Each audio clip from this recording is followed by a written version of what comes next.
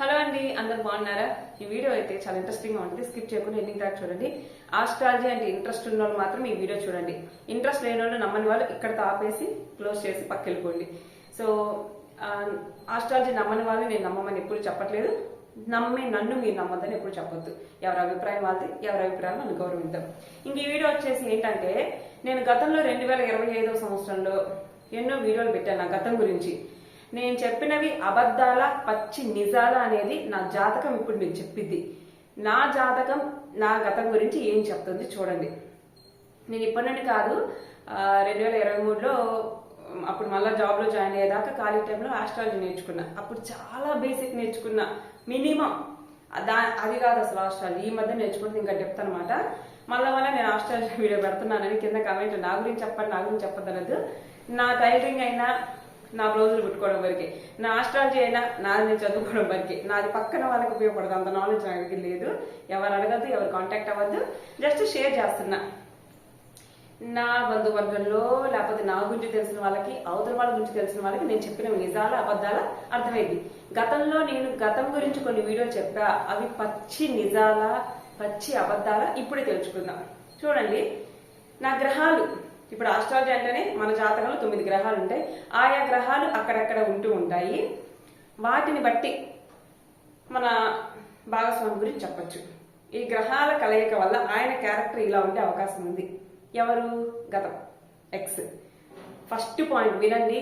నేను వల్ల గుద్దినట్టు ఉన్న నిజాలే చెప్తా, ఇక్కడ ఉన్నాయే చెప్తా. ఇది మీకు కావాలంటే చూడండి ఒక్కసారి. ఇది ఒక్కసారి చూస్తున్నారా? సో ఇవే నేను చెప్పేది, కావాలంటే స్క్రీన్ షాట్ తీసుకోండి. ఈ గ్రహాల కలయిక వల్ల, అంటే నా గ్రహాలు, నేను ఆస్ట్రాలజీ నాకు వచ్చు కదా, బేసిక్ వచ్చు. దాన్ని బట్టి నేనేం చేస్తానంటే, ఈ గ్రహం ఇక్కడ ఉంటే ఎలా ఉంటుంది అనేది చూస్తాను అనమాట. దాంట్లో వచ్చే డేటా ఇదైతే ఎప్పటి నుండో వస్తుంది, కానీ చెప్పాలని ఎప్పటి నుండో ఉంది డేటా నా దగ్గర, కానీ ఎందుకులే అని గమ్మునుంటున్నా. కానీ ఆస్ట్రాలజీ నిజమా కాదా, నేను ఆస్ట్రాలజీ నమ్మడానికి గల కారణాలు ఏంటి మీరే చూస్తారు. అర్థమైందా? ఎందుకు నమ్మాను ఆస్ట్రాలజీ అంటే, నా గతం గురించి పూస గుచ్చినట్టు చెప్పింది అనమాట. చెప్తా చూడండి. గతంలో ఉన్న వ్యక్తి ఎలా ఉంటాడు అనేది. ఫస్ట్ పాయింట్, విపరీతమైన కోపం మరియు ఆవేశం, అగ్రెసివ్ అండ్ షార్ట్ టెంపర్. ఇది 200% కరెక్ట్. చిన్న మాట అడిగాం అనుకోండి, ఫర్ సపోజ్ 2 నెంబర్స్ ఉంటాయి ఆ మనిషికి. ఒక నెంబర్ ఫోన్ చేస్తా, లిఫ్ట్ చేయడు. 2వ నెంబర్ చేస్తా, ఎందుకు 2వ నెంబర్ ఫోన్ చేసా, వెంటనే కారణం ఉండదు, ఫ్రస్ట్రేట్ అయిపోతారు. ఫర్ ఎగ్జాంపుల్, నీ మేనల్లుడికి నీ లక్షణాలే వచ్చాయి, చెప్పు తీసుకుని కొడతాను, నా లక్షణాలు వచ్చాయి అన్నావంటే, సరదాగా అన్నామనుకో ఇలా రియాక్ట్ అవుతాడు. 2 నెంబర్స్ ఉంటాయా, ఒక నెంబర్కి కాల్ చేసి లిఫ్ట్ చేయకపోతే 2వ నెంబర్ చేస్తే బీపీ పెరిగిపోయింది. నీ మేనల్లుడికి నీ లక్షణాలే వచ్చాయి అన్నామనుకో సరదాగా, ఇట్టనే ఒకడంటే చెప్పు తీసుకుని కొడతానని చెప్పా అంటాడు. అంటే అంత కోపం అనమాట. చిన్నదానికి frustration, aggressive and short temper. ఇది కరెక్ట్. ఇది నేను వాళ్ళనేదో కించపరచాలని చెప్పట్లా. జాతకం పరంగా నా గతం గురించి జాతకం ఏం చెప్పిందో నేను ఆస్ట్రాలజీ పరంగానే దీన్ని ఎత్తి తీసుకెళ్తున్నాను. ఎందుకు ఇలా, ఇప్పుడు వాళ్ళని కాదు, నాకెందుకు ఇలా, నాకు వచ్చిన గతంలో వ్యక్తి ఎందుకు ఇలా ఉన్నాడు నా జాతక పరంగా చెప్పాలి అంటే, 7వ అధిపతి కుజుడు 6వ ఇంట్లో ఉండడం. అంటే మన చార్ట్ ఉంటది కదా, 12 భావాలు ఉంటాయి, 12 హౌసెస్. ఎందుకు ఇలా షార్ట్ టెంపర్ అంటే, వివాహానికి సంబంధించిన 7వ ఇంటి అధిపతి కుజుడు. నాకు కుజుడు వెళ్ళి 6వ ఇంట్లో ఉన్నాడు అనమాట. అలా ఉండడం వల్ల ఆయనకి కోపం ఆవేశం చాలా ఎక్కువగా ఉండేది. ప్రతి చిన్న విషయానికి గొడవ పడడం, మొండిగా ప్రవర్తించడం, తనే కరెక్ట్ అని వాదించే స్వభావం ఆయనలో ఎక్కువగా ఉండేది. ఆయన మాటలు కూడా చాలా కఠినంగా మిమ్మల్ని బాధించేలా ఉండేవి. నిజం చెప్తున్నాను, చాలా సార్లు రాంగ్, వాళ్ళదే రాంగ్ అయినా సరే మేము రాంగ్ కాదు, మేమే కరెక్ట్ అన్న ధోరణి అయితే వాళ్ళలో ఉంది, అతనిలో ఉంది. కానీ నేను నోరు జారి చిన్న మాట అయినా, అయ్యో నేను పొరపాటు చేశాను, తప్పు నాదే, సారీ చెప్పిన రోజులు చాలా ఉన్నాయి. కానీ మేము చేసింది ముమ్మాటికి తప్పే కాదు అన్న ధోరణి వాళ్ళు ఉన్నారు. ఇది జాతకంలో తెలుసుకున్నాం మనం. సెకండ్ పాయింట్ చూడండి. First aggressive and short temper, ఇది కరెక్ట్ 100%. సెకండ్ పాయింట్, ఇది నా జాతకం ప్రకారం నా గతంలో ఉన్న వ్యక్తి ఎలా ఉంటాడని ఉంది. ఇది నేను అనుభవించి చెప్తున్నా. అనుమాన బుద్ధి మరియు భ్రమలు, పొసెసివ్ అండ్ సస్పీషియస్. కుజుడు మరియు శుక్రుడితో రాహువుతో కలవడం జ్యోతిష శాస్త్రంలో ఒక పెద్ద మైనస్ పాయింట్. అది నాకు. రాహు భ్రమలను, అపనమ్మకాన్ని సృష్టిస్తాడు. దీనివల్ల ఆయనకు మీపై విపరీతమైన పొసెసివ్నెస్ లేదా అనవసరమైన అనుమానాలు ఉండే అవకాశం ఉంది. చిన్న చిన్న విషయాలకే లోలిపోయి ఊహలు పెంచుకుని మనశ్శాంతి లేకుండా చేసేవాళ్ళు. ఇంకా ఎగ్జాంపుల్ చెప్పంటారా, నా ఫోన్లో ఎటువంటి ప్రైవసీ ఉండదు. ఫోన్ లాక్ తీసి చేతిలో పెడతా. అతను ఏం చేస్తాడు తెలుసా, తెలియకుండానే ఇటీ మా అక్కకు ఫోన్ చేస్తా, మా బావ ఫోన్ చేస్తాను, ఫోన్ తీసుకొని వాట్సాప్లోకి వెళ్ళి హిస్టరీ చూస్తాడు. ఏముంటది మన ఫోన్లో, ఏముంటది, మన ఫోన్ క్లీన్ షీట్. నా ఫోన్ అంత స్వేచ్ఛగా స్వతంత్రంగా తీసుకుంటాడు, వాళ్ళకి ఫోన్లు చేస్తాడు, ఫోన్ తన ఆధీనంలో పెట్టుకుంటాడు.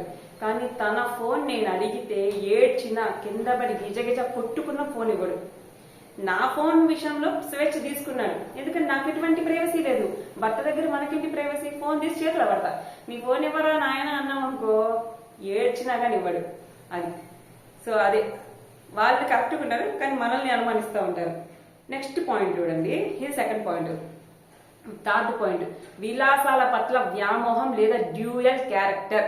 ఇదిగోండి చూసుకోండి, మళ్ళీ నేను అబద్ధం చెప్తున్నాను ఏమనుకుంటారు. ఇప్పుడు చదవనా. శుక్ర రాహువుల కలయిక వల్ల ఆయనకు బాహ్య ప్రపంచానికి ఒకలా, ఇంట్లో ఒకలా కనిపించే డ్యూయల్ పర్సనాలిటీ ఉండే అవకాశం ఉంది. అమ్మ తోడు, ఇప్పుడు నేను చెప్పిన ప్రతి ఒక్క పాయింట్ కరెక్ట్. నా శివయ్య సాక్షిగా చెప్తున్నా, ఇక్కడ వచ్చిన ప్రతి ఒక్కటి కరెక్ట్. ఎలా అంటే, ఫస్ట్ సపోజ్ మా అమ్మ నాన్న వచ్చారనుకో, వాళ్ళ ముందు ప్రేమగా ఓఆర్ఎస్ కలిపి తాగిన కందానిస్తాడు. ఎవ్వరు లేరనుకో, కడుపు నొప్పితో విలవెల్లాడుతున్నా పక్కనే ఉండి వదిలేసి పక్కన కూర్చుంటారు, పట్టించుకోరు. జ్వరంతో అల్లాడుతున్నా, కడుపు నొప్పితో అల్లాడుతున్నా, నాకెందుకు వచ్చిన గోళాన్ని పక్కన కూర్చుంటారు. అంటే జనాలు లేనప్పుడు ఒకలా. మళ్ళీ మా నాన్న మా అమ్మ వచ్చారనుకో, మంచిగా ఇప్పుడు చలిగాలికి మా నాన్నని బండి మీద తీసుకెళ్ళాలి, సాక్స్లు వేసుకోమ్మా చలి పుట్టిద్ది, స్వెటర్ వేసుకోమ్మా అని వాళ్ళ ముందు షో చేస్తుంటాడు. అంటే జనాల ముందు షో చేస్తుంటాడు. అంటే ఇతనికి ఏదో పెళ్ళ మీద విపరీతమైన ప్రేమ ఉన్నట్టుగా జనాల మీద స్వెటర్ వేసుకో, నువ్వు ముందు స్వెటర్ వేసుకో, నువ్వు ముందు సాక్స్ వేసుకో, ఇలా.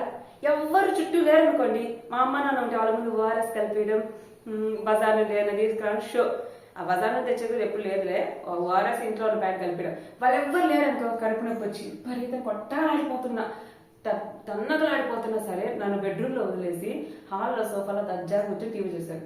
ఎవరు లేనప్పుడు ఇది, అందరి ముందు ఇది డ్యూయల్ పర్సనాలిటీ. శుక్రరాహులు ఆయన ప్రపంచానికి ఒకలా, ఇంట్లో ఒకలా కనిపించే డ్యూయల్ పర్సనాలిటీ. నేను ఎప్పుడో చెప్పా డ్యూయల్ పర్సనాలిటీ అని. ఇంకా రెండవది, దాంట్లోనే ఆయన విలాసాలకు, లగ్జరీలకు లేదా తప్పుడు అలవాట్లకు లోనయ్యే మనస్తత్వం కలిగి ఉండవచ్చు.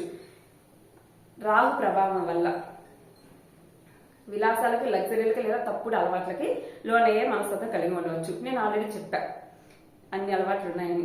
జీవితంలో స్థిరత్వం లేకపోవడం, బాధ్యత రాహిత్యంగా ప్రవర్తించడం జరిగి ఉండవచ్చు. నిజమేనండి. బాధ్యత రాహిత్యం ఎలాగంటే, మన ఖర్చులకి ఎగ్జాంపుల్ చెప్తా, ఒక శానిటరీ ప్యాడ్ కానివ్వండి, పొట్టి పిల్లలు కానివ్వండి, ఈ గాజులు ఏవి ఇంతవరకు ఒక్క వస్తువు కొనిలా, వాళ్ళ చేతితో ఒక్క వస్తువు కొనిలా. పైగా మా అమ్మ నాన్న ఇదో అమ్మ నీ పలానా ఖర్చులుకుంటే 500 1000 ఇచ్చారనుకోండి, అవి కూడా వాళ్ళే తీసేసుకుంటారు. ఎంత ఇర్రెస్పాన్సిబుల్ అంటే, ఒక్కొక్క పెద్ద మనిషి నన్ను చూసి అమ్మ చెస్ట్ ఎండిపోతుంది అమ్మ అంటాడు, కానీ తినడానికి ఇంట్లో తిండి పెట్టరు. బియ్యం ఉండవు, పాలు ఉండవు, ఏముండవు. అంటే బాధ్యత రాహిత్యం. ఇప్పుడు ఇంకా అవన్నీ మనం చెప్పకూడదు. బాధ్యత రాహిత్యం. బాధ్యత అంటే తీసుకోవాలి కదా, మన ఇంటికి వచ్చి అమ్మని బాగా చూసుకోవాలని, కానీ రెస్పాన్సిబుల్ అనేది ఉండదు. నా భార్య నా బాధ్యత అనే రెస్పాన్సిబిలిటీ, బాధ్యత రాహిత్యం. వాళ్ళు ఇవ్వకపోగా మనం వాళ్ళు ఇచ్చినవి కూడా కాజేస్తారు అనమాట. ఇది ఫోర్త్ పాయింట్, మానసిక ప్రశాంతతను దెబ్బతీయడం. ఈ కుజ రాహు శుక్రుల కూటమి ఆరవీళ్లైన కోర్టు గొడవలు శత్రుత్వాల స్థానంలో జరగడం వల్లే మీ ఇద్దరి మధ్య అస్సలు పడకపోవడం, రోజువారీ జీవితం ఒక నరకంలాగా అనిపించడం, మరి చివరికి అది విడాకులకు దారి తీయడానికి ప్రధాన కారణమైంది. ఇప్పుడు వచ్చిన వ్యక్తి శత్రువు ఎందుకు అయ్యాడు? నాకు శత్రువే ఎందుకు అయ్యాడు? నాకు శత్రువులాగా ప్రవర్తించాడు. ఎందుకంటే ఎంత ప్రేమగా మనం మెలుగుదామన్నా అసలు ససే మీరా. ఎందుకు అంత శత్రువు అంటే, ఎవరైతే వివాహ స్థానం 7వ, ప్రతి ఒక్కరికి వివాహ స్థానం 7వ ఇల్లు. నాకు 7వ ఇంటి అధిపతి కుజుడు వెళ్ళి 6వ ఇంట్లో కూర్చున్నాడు. తన ప్లేస్ వచ్చేసి 6వ ఇంట్లో ఉంది. 6వ ఇల్లు అంటే ఏంటి? శత్రువులు, రోగాలు, రుణాలు వెళ్ళి కూర్చోవడం వల్ల ఇద్దరికి 6వ ఇల్లు డైలీ రొటీన్ కూడా రోజువారీ. సో ఈ కుజ శుక్ర రాహు కూటమి 6వ ఇల్లైన 6వ ఇల్లు కోర్టు గొడవలు, శత్రుత్వం, ఇది కూడా. సో భర్త శత్రువు అవుతాడు. ఇంకా ఇద్దరి మధ్య ఏదైనా సమస్యలు వచ్చినా ఈ విడాకుల దాకా వెళ్తాయి అనమాట. సో ఇలా ఉండడం వల్లే, 6వ స్థానంలో ఈ గ్రహాలు ఉండడం వల్లే మీ ఇద్దరి మధ్య అసలు పడకపోవడం, రోజువారీ జీవితం ఒక నరకం లాగా అనిపించడం. ఎందుకు నరకం అనిపించదు చెప్పండి? ఈ రోజంతా కష్టపడి అత్త మామలకి, ఆడబిడ్డకి, ఆడబిడ్డ కూతురికి, వాళ్ళ మొగుడికి అందరికీ వండి పెట్టిన భార్యకి సాయంత్రం పూట ప్రేమగా దగ్గరికి తీసుకుని 2 మాటలు మాట్లాడలేని భర్త పక్కన ఉంటే ఎలా ఉంటుంది చెప్పండి. అదేమంటే నువ్వు అలసిపోయావు కదా అందుకే మాట్లాడట్లేదు అట్లా. సో భర్త, ఒక ఆడది తన ఒంట్లో ఓపుకున్నా లేకపోయినా 24 గంటల కుటుంబం కోసం కష్టపడింది. కానీ సాయంత్రం పూట ఆ భర్త ప్రేమగా 2 మాటలు మాట్లాడలేదా, కష్టం అంతా బూడిదలో పోసిన పన్నీరే. అది ఎందుకు చేస్తుంది ఈ అమ్మాయి, ఒక పని మనిషి చేసుకుంటది అన్న ఉద్దేశంతో ఉంటారు. అది కానీ ఎంత పనైనా చేస్తుంది, పని మనిషిలాగే చేస్తుంది. కానీ 2 మాటలు ప్రేమగా మాట్లాడితే ఆ ఆయాసం, అలసట అంతా మర్చిపోయింది భార్య. అలాంటి ప్రేమ కూడా తక్కలేదనమాట. సో మానసిక ప్రశాంతత దెబ్బతిండం. మొత్తం మీద ఆయన క్యారెక్టర్, ఆయన ఒక డామినేటింగ్, మొత్తం మీద ఏంటి ఆయన క్యారెక్టర్ అంటే ఆయన ఒక డామినేటింగ్, ఆవేశపూరిత మరియు ప్రశాంతత లేని స్వభావం వ్యక్తి. నిజంగా ఎప్పుడు ప్రశాంతత ఉండదు. అప్పుడు అప్పు ఇచ్చాలి, ఎప్పుడు ఇచ్చాలి, ఇక్కడ అప్పు చేశాను, ఇక్కడ అప్పు చేశాను, అప్పు ఎలా ఇచ్చాలి, ఒక ఇది అనమాట. సో నేను ఇంకా కొన్ని వీడియోస్ ఉన్నాయి. ఇది ఆల్రెడీ చెప్పాను కదా, ఆయన చాలా షార్ట్ టెంపర్ ముక్కుమే, ఆయన చాలా షార్ట్ టెంపర్, తీవ్రమైన ఆవేశం మరియు డామినేషన్. ఆయన చాలా షార్ట్ టెంపర్, ముక్కు మీద కోపం ఉండే వ్యక్తి. తనే ఎప్పుడు కరెక్ట్ అని వాదించి మొండితనం, మిమ్మల్ని అణిచివేయాలనే ధోరణి ఆయనలో ఎక్కువగా ఉండేది. అనుమాన బుద్ధి, పొసెసివ్నెస్, ఇది చెప్పాను. ఇంకేమన్నా, కోర్టు గొడవలకు కారణం గ్రహకారకుడైన శుక్రుడు మరియు 7వ అధిపతి కుజుడు ఇద్దరు శత్రు వివాదమైన 6వ ఇంట్లో రాహుతో బలహీనపడడం వల్లే మొదటి సంతానంలో ప్రశాంతత కరువై చివరికి లీగల్ సెపరేషన్ వరకు వెళ్ళింది. ఇప్పుడు మీరందరూ ఎంతో ఆశగా ఎదురు చూస్తున్నారు కదా, 2వ భర్త క్యారెక్టర్ విందామా. D1 లో 9వ అధిపతి శని 10వ ఇంట్లో శశయోగంలో ఉండడం, D1 D9 రెండింటిలో 7వ ఇంట్లో గురుడు అత్యంత బలంగా ఉండడం, శాంత స్వభావం మరియు వివేకం. మీ 2వ భర్త దేవగురువైన బృహస్పతి ప్రభావం వల్ల చాలా విద్యావంతుడు, సంస్కారవంతుడు మరియు సమాజంలో మంచి గౌరవం ఉన్న వ్యక్తి అవుతారు. ఆయన చాలా మెచ్యూర్డ్గా ఆలోచిస్తారు. మీలో ఉండే కోపాన్ని లేదా ఆవేశాన్ని తన ఓపికతో, ప్రేమతో శాంతింపజేస్తారు. బాధ్యతాయుతమైన మనస్తత్వం. శనిదేవుని బలం వల్ల ఆయన చాలా ప్రాక్టికల్ గా ఉంటారు. ఇచ్చిన మాట నిలబెట్టుకునే రకం. ఒకవేళ ఆయనకు గత వివాహం ద్వారా ఇప్పుడు ఏంటంటే గతంలో ఉన్న వ్యక్తి మాట మీద నిలబడే మనిషే కాదు, ఇప్పుడు ఇచ్చిన మాట నిలబెట్టుకునే వ్యక్తి, బాధ్యత ఉన్న వ్యక్తి. అది చాలా చాలా. సో కంపేర్ చేద్దాం, ఇప్పుడు ఇద్దరిని కంపేర్ చేద్దాం ఎలా ఉంటారు చూడండి. జీవిత భాగస్వామి, మాజీ భర్త స్వభావం, ఆవేశం, అనుమానం, ఇగో, రహస్య ప్రవర్తన. ఈ రహస్య ప్రవర్తన ఎందుకుంది తెలుసా? 8వ ఇల్లు అంటే అత్తమామ గురించి చెప్పేది, భర్త గురించి. ఆ 8వ ఇంటి అధిపతి 7వ ఇంట్లో ఉన్నాడు, గురుడు. సో అత్తమామలు కానీ భర్త కానీ రహస్య స్వభావం కలిగి ఉంటారు. అంటే వాళ్ళు ఏంటి అనేది బయటకు తెలియనివ్వరు. వాళ్ళ ఆలోచన ఏంటి, వాళ్ళ విధానం ఏంటి, అసలు వాళ్ళు ఎందుకు పెళ్లి చేసుకున్నారు, వాళ్ళు ఏం చేయాలనుకుంటున్నారు అని మొత్తం వాళ్ళ గురించి రహస్యంగా ఉంచుతారనమాట. అతను కూడా నిజంగా చాలా ప్రైవసీ మెయింటైన్ చేసేవాడు. తన చుట్టూ ఒక లైన్ తీసుకునేవాడు. ఆ లైన్ లోకి నన్ను ఎప్పుడు రానిచ్చేవాడు కదా. అంటే ఫర్ ఎగ్జాంపుల్ ఇప్పుడు ఫోన్ వస్తుంది, ఫోన్ వస్తే విధి మీదకి వెళ్ళిపోవడం, లేదా పని లేకున్నా సరే పని పెట్టుకుని ఎక్కడికో వెళ్ళడం, ఎక్కడికి వెళ్ళానని చెప్పకపోవడం, ఎప్పుడు వస్తానని చెప్పకపోవడం, ఎవరు ఏందనేది అసలు ఏది చెప్పడు. నేను ఇప్పుడు చెప్పేవన్నీ నేను నా శివయ్య సాక్షిగా చెప్తున్నానండి, నా పర్సనల్ అనుభవాలు అవన్నీ ఇందులో ఉన్నాయి. నిజంగా చెప్తున్నా, అమ్మతోడుగా చెప్తున్నాను. రహస్య ప్రవర్తన ఇది మాత్రం బల్ల గురించి చెప్తా. ఆ కుటుంబం కానీ అతను కానీ రహస్య స్వభావాన్ని మెయింటైన్ చేస్తారు. అది వాళ్ళది కాదు, నా జాతకం దోషం అన్నమాట. నా జాతకంలో ఉండే చెప్తున్నాను నేను. ఇంకా 2వ భర్త విషయానికి వస్తే, మొదటి భర్త ఆవేశం, అనుమానం, ఇగో, రహస్య ప్రవర్తన. 2వ భర్త ప్రశాంతత, గౌరవం, బాధ్యత, వివేకం. ఇక్కడ మానసిక ఒత్తిడి, గొడవలు, విడాకులు, సుఖ సంతోషాలు, ప్రశాంతత, సుదీర్ఘ బంధం. ఇక్కడ అస్థిరత లేదా రుణ సమస్యలు. మీకు ఇంకో విషయం చెప్తా, నేను ఎన్నోసార్లు చెప్పా, అప్పులు చేసేవాడు వ్యసనాలు ఉన్నాడని.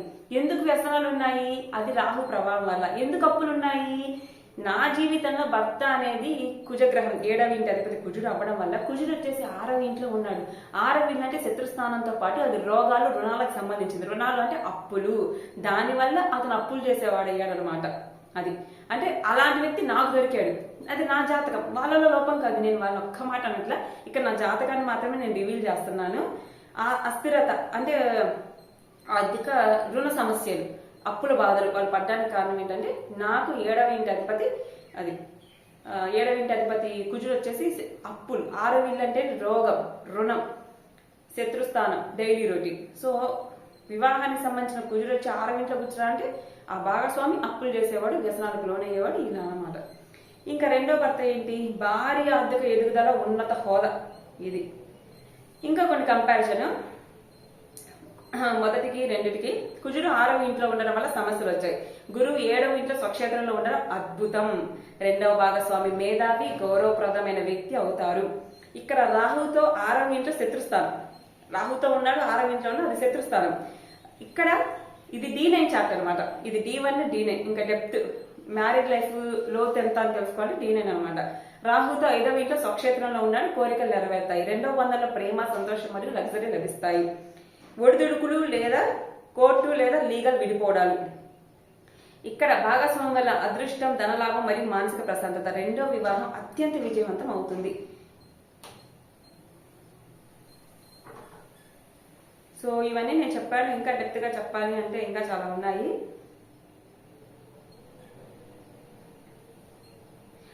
ఇంకోటి ఇంకా చాలా చాలా ఉన్నాయి కీ పాయింట్స్, అన్ని చెప్తే లేట్ అయిపోయింది కానీ ఇంతతో ఈ వీడియో ముగిస్తున్నాను. ఇప్పుడు చెప్తున్నాను, నేను గతంలో చెప్పిన వీడియోలన్నీ కొన్ని చెప్పాను మీకు గతం గురించి. అవన్నీ పచ్చి నిజాల అబద్ధాలు అనేది ఇప్పుడు నా జాతకమే ప్రూఫ్. నేనేమి క్రియేట్ చేసి చెప్పింది కాదు. సో ఇది ఇవాళ వీడియో. ఆస్ట్రాలజీ నా గతం కరెక్ట్ గా చెప్పింది, 200% బల్ల గుద్దినట్టు కరెక్ట్ గా చెప్పింది. నేను ఆస్ట్రాలజీ నమ్మడానికి రీజన్స్ ఇవే.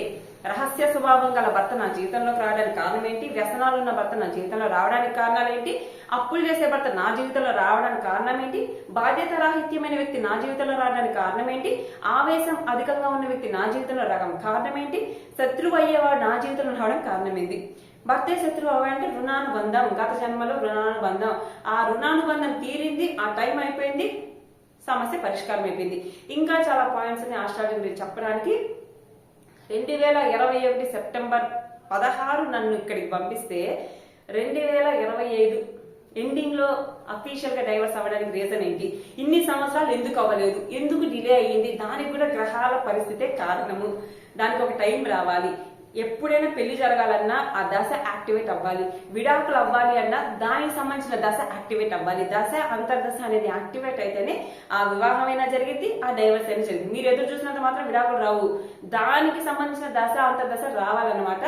సో ఇంకా ఇలాంటి మరిన్ని వీడియోస్ కోసం నా ఛానల్ సబ్స్క్రైబ్ చేయండి. ఈ వీడియోస్కి ఎక్కువ లైక్స్ హైప్స్ ఇస్తే ఇలాంటి ఆస్ట్రాలజీ కంటెంట్ చేయడానికి ట్రై చేస్తాను. మళ్ళీ చెప్తాను, ఐఎమ్ నాట్ ఆస్ట్రాలజర్. నేను ఆస్ట్రాలజర్ కాదు, మీకేం చెప్పను. కానీ నేను నా వరకు నేర్చుకుంటున్నాను, అది నిజమా కాదా, నేను ఎందుకు ఇంతలా నమ్ముతున్నాను అంటే నా గతం గురించి ఆస్ట్రాలజీ బల్ల బుద్ధిన చెప్పిన నిజాలు. వీడియోని సెలెక్ట్ చేయండి. Thank for watching. బాయ్.